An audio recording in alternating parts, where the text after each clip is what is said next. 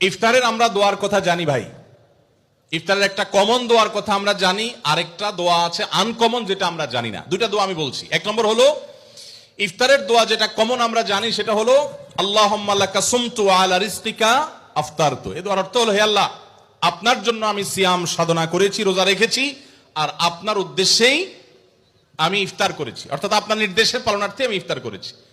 এই যে আল্লাহুম্মা লাকা সুমতু আলা রিজকিকা আফতারতু, এটা ইফতারের একটা দোয়া। আরেকটা দোয়া হলো যাহাবা যামা ওয়াবতাল্লাতিল উরুক ওয়া সাবাতাল আজরু ইনশাআল্লাহ। অনেকে এটা জানেন মাশাআল্লাহ।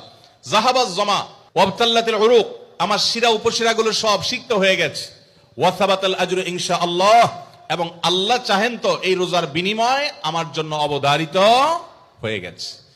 এই যে দোয়া ইফতারের, এটা কি ইফতারের আগে করবেন না মাঝখানে করবেন না শেষে করবেন? কি বলেন, ইফতারের আগে না শেষে? যারা যারা আগের পক্ষে তারা হাত তোলেন। মাশাআল্লাহ, বলো ভাইরা আমার, এই দোয়া ইফতারের পরে করবেন, আগে না।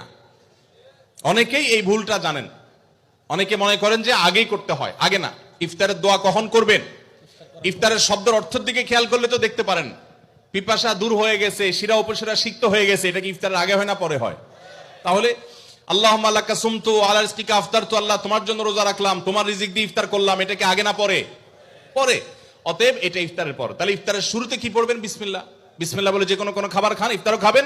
ইফতার খেয়ে ফেলছেন, 2-4 লোকমা খেয়েছেন, একটু পানি খেজুর খেয়েছেন, তারপরে দোয়া পড়তে পারেন। আর চাইলে একদম শেষ করেও পড়তে পারেন। আর এটা নিজের ভাষায় পড়লে হয়ে যাবে, কিন্তু সুন্নাত হবে, বেশি উত্তম হবে নবীজির ভাষায় পড়তে পারলে, সরাসরি আরবি টেক্সটটা পড়তে পারলে। আল্লাহ আমাদেরকে তৌফিক দান করুন।